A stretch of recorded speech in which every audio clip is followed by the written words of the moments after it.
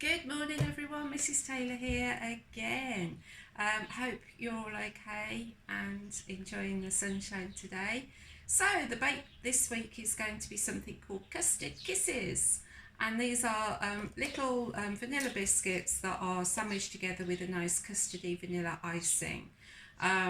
So I will get started. Got clean hands, specs on, and to begin with you are going to need 175 grams of butter or margarine or stock, so you know by now that I always use in my cooking. You then need a mix of sugars. Now the recipe said golden caster sugar, but I haven't been able to get any of that, so I've just used normal caster sugar.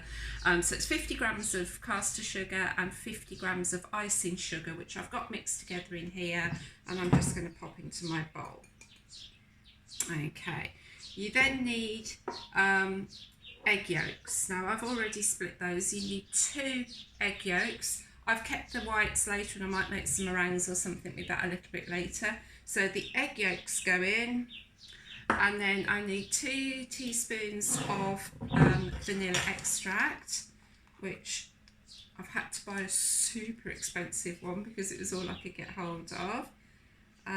So I'm just going to put 1 and 2 teaspoons of that in there, and then you mix those together until they're nice, light and creamy. So starts off like that. I'm going to mix it and I'll be back when I've done that. So that didn't take very long at all, and it's now nice and light and creamy, and we now mix in 300 grams of plain flour. It says to mix it in 2 batches. I'm never bothering with that. So very, very slowly going to start that off, and then we're going to mix that in until it's all incorporated. So I'll be back when I've done that. Now you get to a stage where it all looks like that and it's a bit crumbly and you think, oh, it's too dry, it's too dry. But if you keep going, and I've switched over to a spatula now, you can get your hands in there, it will all come together into a dough. So I'll be back when I've done that. Right, okay, so that's now all mixed and I've got it into a nice dough. Now it's quite a soft dough, so I've put it on a floured surface and I've floured my rolling pin and I'm going to roll it out, but I think I might even possibly need to put it on some baking paper or greaseproof paper or something just to help it not stick, but let's see how we get on. I'm not the best at rolling. So this needs to be rolled out till it's really quite thin. I'll show you in a second. Actually this, because I've put enough flour underneath it, this isn't doing too badly. So it needs to be nice and thin, and in the recipe they recommend that you use a ruler and you cut all the into squares. Nah, I'm not going to do that. I'm just going to use a round cutter. To me, it doesn't really matter if they're round or rectangular or triangular, whatever shape you would find it easier to do. But if you want to get your ruler out and make them into squares, then by all means do that.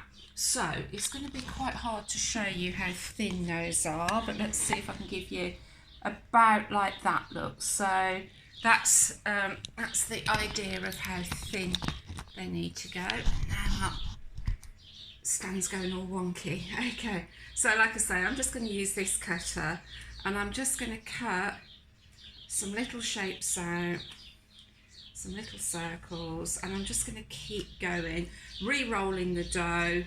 Let's put the camera down so you can actually see kind of what I'm doing. I'll bring it down there. There you go.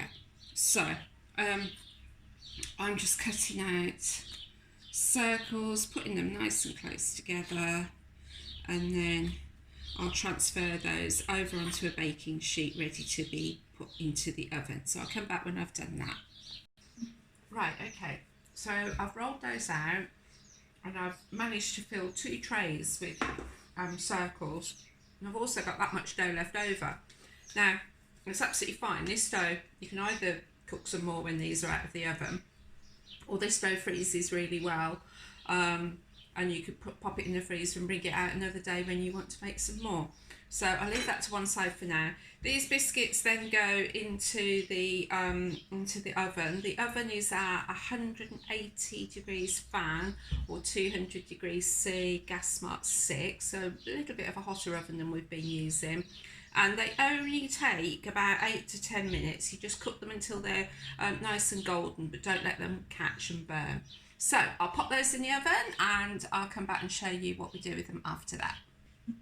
Okay, so those have now just come out of the oven. They did take the full 10 minutes, and that's what they're looking like. So just nice and golden. It's a bit difficult to tell on the video, but they are quite golden, especially around the edges. Okay, nice and crispy. So I'm just going to leave those to cool on the tray just for a couple of minutes, and then I'll transfer them to a wire rack to cool completely. In the meantime, the icing.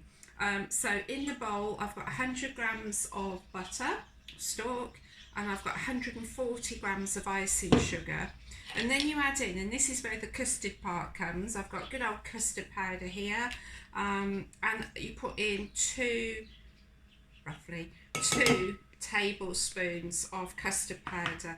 Now the recipe says you can put in a little bit of yellow food colouring if you've got some. I have, but I'm not going to bother putting that in.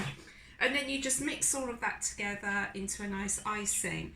So I'll do that, and then hopefully by then the biscuits will have cooled down and we can sandwich them together.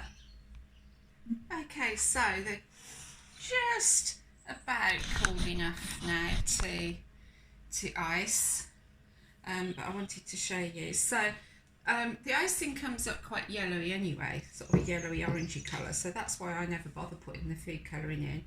So when you've got them cooled down, you get a little bit of icing. You don't need a huge amount on each one, and just spread it out using a spoon or a knife, something like that. And then you get another biscuit and you sandwich them together. You might want to put a little bit more icing in.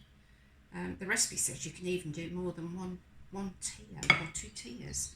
So you could I'm going to put that one down, put that one on top, and then get another one, spread a bit more of the icing, and then put that on. So I've got a triple decker one, which would be rather nice. So it's up to you how you do them.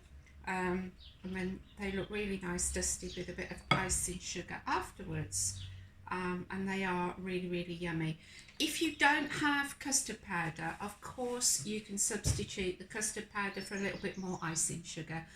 You'll lose that slightly custardy flavour, but these are a really delicious biscuit.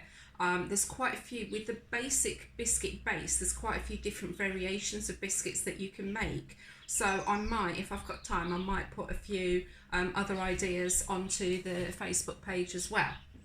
Take my glasses off because of the reflection. So, happy baking. I hope you enjoy making your custard kisses.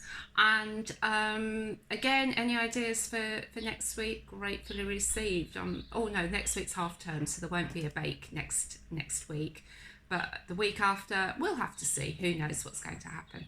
Anyway, take care. Have a brilliant half term. Enjoy yourselves, and I'll see you soon. Bye.